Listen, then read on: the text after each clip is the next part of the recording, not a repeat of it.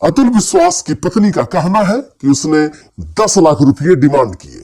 यह शक के दायरे में है कि अतुल सुभाष ने ही कुछ गलती की होगी। कुछ दिन पहले यह आरोप लगा था कि अतुल सुभाष ने अपनी पत्नी को 10 लाख रुपए के लिए पीटा था। तो ऐसा माना जा रहा है कि अतुल सुभाष के अकाउंट से कई बार पैसे उसके ससुराल वालों के अकाउंट में डाला गया।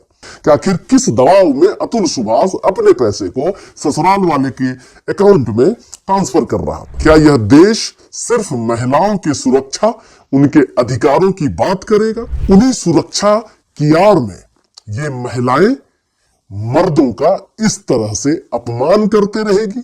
हमारा कानून लाचार व्यक्ति की तरह चुपचाप देखता रहेगा? अतुल सुभाष के मृत्यु के आज 18 दिन हो गए हैं। इस 18 दिनों में पूरे देश में अतुल सुभाष वायरल हो गए।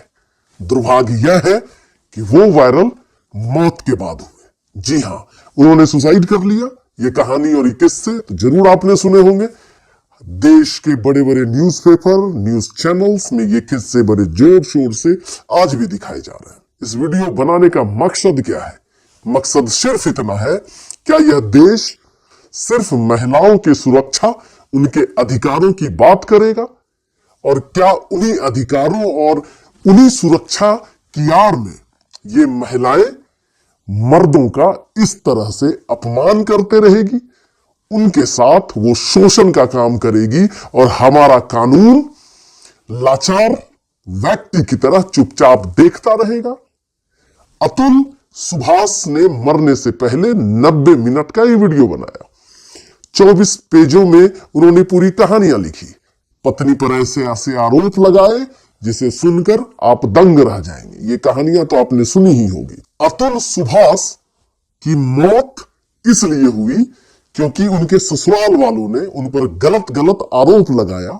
और जब अतुल विश्वास अपनी पत्नी से पत्नी के रूप में उसे अपना हक उसके पास मांगने जब भी गया तो उसकी पत्नी ने उसे धुतकार दिया, तिरस्कार कर दिया।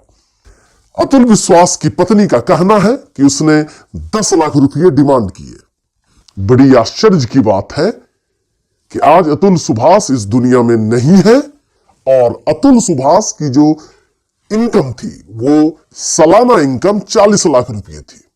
क्या 40 लाख रुपए कमाने वाले व्यक्ति के बारे में यह बात सच लगती है आपको कि वह 10 लाख रुपए का डिमांड करेगा? यह शक के दायरे में है। हालांकि आज के दिन अतुल सुभाष के जो ससुराल वाले थे, उनकी पत्नी, उनकी सासू मां और उनके साले जितने लोग थे सभी अरेस्ट हो चुके हैं।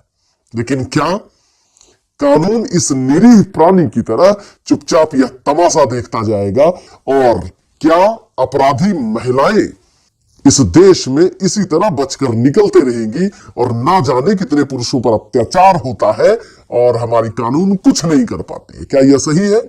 मतलब कि अगर हम जेंडर बायस्ड की बात करते हैं, लड़के और लड़कियों की बराबर होने की बात करते हैं, तो क्या लड़कियां अगर बराबर हैं तो क्या लड़कियां क्राइम नहीं कर सकती? क्या लड़कियां अपराधी नहीं हो सकती? और अगर वह अपराधी हो सकती है, इस लोकतंत्र में उस पर कार्रवाई क्यों नहीं की जाए? प्राइमा फेसी में पहली नजर में यह देखने से लगा कि हो सकता है कि अतुल सुभाष ने ही कुछ गलती की होगी। लेकिन जब जांच आगे बढ़ रही है तो पता चल रहा है कि अतुल सुभाष की पत्नी ने जो भी आरोप लगाए अतुल सुभाष पर, पहले भी आरोप लगाए, वो बिल्कुल निराधार थे, गलत थे। कुछ दिन पहले यह आरोप लगा था कि अतुल सुभाष ने अपनी पत्नी को 10 लाख रुपए के लिए पीटा था। ना तो उसके एक फोटोग्राफ है, ना तो उसका कोई सबूत पाया गया। एआई इंजीनियर अतुल सुभाष हार जाते हैं। वो एक अच्छे से वीडियो बनाते हैं और जब डिवोर्स के लिए, 4 साल का उनका बेटा है, जब उसके लिए बेटे को मिलने के लिए भी कोशिश करते हैं तो उन्हें नहीं मिलने दिया जाता। ऐसा कहा जाता है कि करोड़ रुपए की डिमांड की जाती है। आश्चर्य की बात देखिए, जब आज जांच में पुलिस लगी हुई है तो ऐसा माना जा रहा है कि अतुल सुभाष के अकाउंट से कई बार पैसे उसके ससुराल वालों के अकाउंट में डाला गया। यह सिद्ध होता है कि आखिर किस दबाव में अतुल सुभाष अपने पैसे को ससुराल वाले के अकाउंट में ट्रांसफर कर रहा था। कोरोना में अपने ससुराल वालों की दवाई के लिए वो इधर उधर भटकता रहा है, ऐसे सबूत मिल रहे हैं। हालांकि मैं इस सुसाइड को, आत्महत्या को जस्टिफाई नहीं करता। कहीं किसी कीमत पर किसी को यह हक नहीं है कि इतने बड़े जीवन को वो सिर्फ अपने आप इसलिए मिटा देगा ताकि वो किसी औरत से परेशान है। वो सन्यासी हो सकता था, वो देश के लिए, समाज के लिए कुछ कर सकता था। कई ऐसे उपाय थे। जब इतना बड़ा डिसीजन आपको लेना हो तो आप कोई भी डिसीजन ले सकते हैं। मौत चुनना कायरता का काम है, वो आसान काम है। आप संघर्षों से बिना लड़े हुए, बिना संघर्ष किए हुए दुनिया से चले जाते हैं। लेकिन कानून से यह सवाल है, हर उस महिलाओं से यह सवाल है, क्या उन महिलाओं को नहीं लगता कि जिन पुरुषों पर अत्याचार होते हैं, जिन पुरुषों पर झूठे आरोप लगते हैं, उन पर एफआईआर दर्ज करवा दिया जाता है, झूठा एफआईआर दर्ज करवा दिया जाता है, और वो बिना मतलब के टॉर्चर होते हैं, एक्सप्लॉयटेशन उनके साथ होता है। क्या उनको न्याय नहीं मिलना चाहिए? क्या लोकतंत्र ने ऐसा कभी कहा है कि सिर्फ महिलाओं के अधिकार की बात होगी?